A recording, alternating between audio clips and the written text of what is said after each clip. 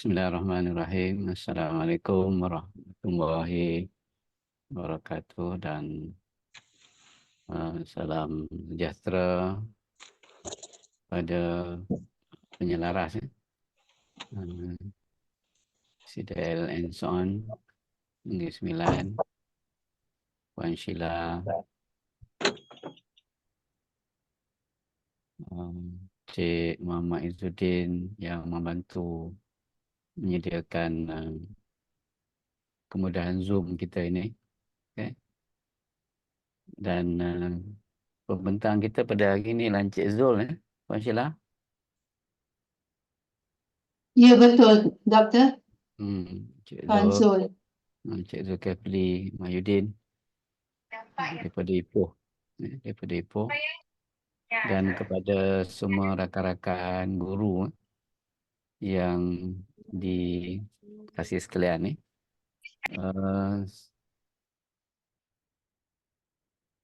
Sesi ke saya pada seri yang ke-31 ini masih lagi membincangkan tentang feedback ni. Ataupun, sorry saya tak onkan kamera ya. Masih lagi berbincang tentang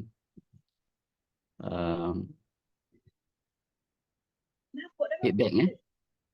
Feedback mungkin ini minggu yang ke-9 ya. Saya telah bincangkan. Pada minggu lepas saya hanya berkongsikan rakaman sahaja kerana ada urusan pada ketika itu. Jadi pada hari ini saya akan menyambung baliklah ya, apa yang berkait dengan maklum balas ataupun feedback. Mungkin kenapa saya memberikan banyak masa untuk membincangkan tentang feedback ini adalah kerana ianya merupakan satu perkara yang penting, ya. Yang penting walaupun telah lazim digunakan, tetapi dia sebenarnya satu perkara yang agak rumit kalau tidak dirancang, tidak diuruskan dengan baik. Dengan baik maksudnya dengan kita tahu apakah dimensi-dimensi yang penting yang terkandung di dalam maklum balas berkenaan. Jadi saya melanjutkan perbincangan daripada buku yang ditulis oleh Susan Broadhide ini. Ya, bukunya ialah buku iaitu How to Give Effective Feedback. Okay? How to Give Effective Feedback. Dan untuk makluman juga bahawa Susan Broadhide ini adalah seorang yang mempunyai kepakaran dalam bidang menentukan hasrat pembelajaran dan juga kriteria kejayaan. Dia ini sama seperti Shirley Clark. Ya. Mungkin Shirley Clark saya akan sentuh selepas beberapa minggu akan datang. Saya akan sentuh maklum balas mengikut persepsi ataupun pandangan Shirley Clark dalam bukunya Feedback juga. Dia menulis buku berkenaan pada 2019 bersama dengan Profesor John Hattie. Ha? Ini saya akan sentuh bersama dengan tulisan Susan Broadhide ini untuk disokong oleh seorang lagi sarjana yang mempunyai kepakaran dalam bidang pentaksiran bilik darjah, iaitu Profesor Dylan William. Ya. Profesor Dylan William ni adalah merupakan Emeritus Professor of Educational Assessment di University College London. Ya. Dia masih ada lagi lah. Tapi saya nak kongsikan idea Susan untuk bila beliau membincang pada minggu lepas, saya ada sentuh tentang pada minggu lepas saya dah sentuh tentang kandungan dan juga masa bila kita perlu memberikan maklum balas dan apakah kandungan yang perlu ada dalam maklum balas berkenaan. Okey. Saya ingat itu dah dibincangkan sebelum ini. Cuma hari ini saya nak kongsikan sedikit tentang satu model, model yang dikemukakan oleh Susan, iaitu model kitaran pembelajaran formatif. Sebagaimana yang ada dalam paparan slide saya itu, ia menunjukkan garis merah itu menunjukkan maklum balas. Bila maklum balas berlaku pada kitaran pembelajaran formatif. Maksudnya pembelajaran yang berlaku secara berterusan. Ya. Kalau kita anggap yang sebelah kiri itu, kitaran sebelah kiri itu pembelajaran hari ini, yang sebelah kanan itu ialah pembelajaran akan datang. Yang saya labelkan sebagai unit pelajaran 1 dengan unit pelajaran 2. Pelajaran di sini merujuk kepada dalam bahasa Inggeris kita panggil dia lesson. Dia lesson. Pelajaran ataupun lesson. Jadi kalau kita lihat model ini menerangkan proses pembelajaran yang dirancang oleh guru, di mana peringkat awal guru akan memodel dan menerangkan kepada murid bagaimana apakah yang ingin mereka pelajari. Fokusnya adalah lebih kepada hasrat pembelajaran. Sebenarnya Susan Broadhead pun lebih cenderung menggunakan istilah learning intention berbanding dengan learning objective. Sebab learning intention ni ataupun hasrat pembelajaran itu perlu dikongsikan dengan anak-anak dan mungkin perlu diterangkan apakah pengetahuan dan kemahiran yang akan mereka pelajari untuk pelajaran tersebut, untuk that particular lesson. Okay? Ya. Dan untuk itu disediakan juga untuk mereka mencapai hasrat pembelajaran berdasarkan kepada kriteria kejayaan yang telah ditetapkan, yang telah dimaklumkan dengan, bila saya kata model dan terangkan itu, dia memberi fokus kepada hasrat pembelajaran dan juga kriteria kejayaan. Dan untuk mencapai hasrat pembelajaran dan juga kriteria kejayaan itu disediakan tugasan. Tugasan ni task lah, ya. Aktiviti, task, di mana ianya dilakukan secara structured. Saya gunakan istilah tugasan terbimbing. It's a structured task. Okay?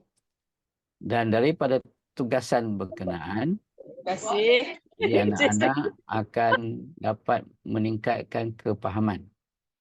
Ya.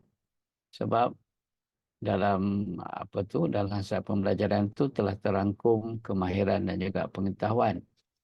Tetapi tugasan akan membentuk ataupun membina kepahaman. Ya, kepahaman. Jadi untuk menyemak kepahaman, ianya perlukan kepada maklum balas. Jadi guru-guru akan menyemak kepahaman murid dia sampai ada kepahaman itu menepati apa yang terkandung di dalam hasrat dan hasrat pembelajaran dan juga dalam kriteria kejayaan. Okey. Jadi melalui maklum balas itu, ini akan meningkatkan lagi kepahaman murid. Ingat, saya terangkan dulu pembelajaran ini ada 3 peringkat. Pertama, peringkat mereka memperolehi pengetahuan. Okey. Dan juga kemahiran. Peringkat yang kedua, mereka membina makna, meaning making. ya, memiliki makna, iaitu kepahaman lah, sebab dia dapat menguasai konsep-konsep yang terkandung di dalam pengetahuan yang telah mereka lalui melalui aktiviti. Dan untuk lebih lanjut, mereka boleh mengaplikasikan apa yang mereka tahu dan apa yang mereka faham. Ini kita panggil dia sebagai transfer ataupun pemindahan. Maksudnya mereka dapat memindahkan pengetahuan dan juga kepahaman mereka di dalam kehidupan. Sama ada untuk menyelesaikan masalah, untuk dia menerangkan ataupun untuk dia mengemukakan cadangan dan sebagainya. Itu dikatakan kita dapati prestasi kepahaman itu akan lebih meningkat. Itu pun dengan sokongan dan bantuan maklum balas. Okay? Itu satu lesson. Okay? Tetapi dia tak berhenti setakat itu saja. Sepatutnya maklum balas yang diterima oleh anak-anak dalam unit pelajaran yang awal akan membantu pembelajaran mereka pada unit yang akan datang. Sebab tu ada satu anak panah yang menghubungkan, anak panah tu ialah maklum balas, ya, yang menghubungkan unit pelajaran 1 dengan unit pelajaran 2. Sebab tu dia gunakan istilah formatif. Dalam kita punya sukatan ataupun dalam standard, dia berkait satu lesson dengan satu lesson yang seterusnya itu. Sebab itu sepatutnya maklum balas dia dapat meningkatkan keupayaan murid untuk belajar dalam lesson yang seterusnya, pelajaran yang seterusnya. Bukan untuk pelajaran itu sahaja, that's it. Full stop, no. Dia satu proses yang berterusan. Ya. Sebab tu kalau mengikut Susan, dia mengingatkan balik 3 soalan yang dikemukakan oleh Profesor John Hattie dan juga Helen Templey. Okay. Dia kata peranan maklum balas sama ada feed up, feed forward ataupun feedback adalah untuk menjawab 3 soalan dalam proses pembelajaran. Soalan yang pertama, ke mana saya hendak pergi? Ini soalan yang murid akan tanya. Okay, kalau kita analogikan pembelajaran itu sebagai satu perjalanan, as a journey, maka soalan ini sangat kritikal. Kalau dia tak tahu ke mana dia nak pergi, macam mana dia nak meneruskan perjalanan ataupun memulakan perjalanan. Kemudian dia pun kena tahu di mana dia sedang berada. Dia tahu ke mana dia nak pergi dan dia tahu di mana dia sedang berada. Di situ kita nampak ada satu jurang. Ada kesenjangan kat situ, ada gap. Jadi peranan tugasan ataupun aktiviti yang akan dilalui oleh anak-anak dalam proses pembelajaran itu ialah untuk merapatkan jurang. Daripada ke mana dia nak pergi tu dengan di mana dia sedang berada. Okey. Itu perkara yang apalah, yang kritikal. Dan satu lagi ialah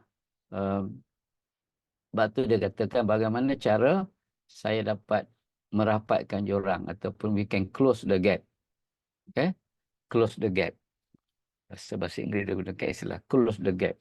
Raise the bar, close the gap. Maksudnya dapat merapatkan jurang. Ataupun soalan yang kadang-kadang juga digunakan oleh para sarjana ialah ke mana seterusnya, what is next. Okay? What is next. Okay, itu yang pertama. Yang kedua ialah pembelajaran yang paling berkesan berlaku apabila murid tahu apa yang mereka cuba untuk pelajari. Maksud dia tahu hasrat pembelajaran, Dan dia tahu juga tentang kriteria kejayaan dengan jelas. Crystal clear, ada clarity di situ. Okey? Ha, sebab perkara itu akan membantu mereka untuk membuat tindakan-tindakan yang terusnya. Nanti bila ada kesempatan nanti saya akan terangkan tentang strategi pembelajaran. Ada 4 kategori strategi pembelajaran yang nanti boleh kita gunakan untuk membantu proses pembelajaran berlaku dengan baik. Dan yang ketiga ialah maklum balas formatif. Dianya adalah sebahagian daripada proses pembelajaran. Okay? Dia bukan berlaku di hujung ataupun di awal, dia berlaku sepanjang proses pembelajaran sebagaimana yang dah ditunjukkan dalam kitaran tadi. Ya. Dan ianya ada berkaitan juga dengan apa tu, kita memberikan peluang, ya, ada masanya bagus juga diberikan peluang untuk anak-anak ni mempunyai kemahiran melaksanakan pentaksiran kendiri. Ini perlu dilatih, ya. Dilatih daripada awal untuk mereka tahu di mana mereka sedang berada. Okay? Kalau tidak nanti dia tak tahu dia dah sampai ke belum kepada destinasi yang telah ditetapkan sebagaimana yang dah ditetapkan oleh surat pembelajaran dan juga secara lebih detail oleh kriteria kejayaan. Dan satu lagi aspek yang tidak kurang pentingnya ialah nanti boleh membantu anak-anak untuk bergerak ke hadapan, to move forward, untuk pelajaran yang seterusnya. Okay?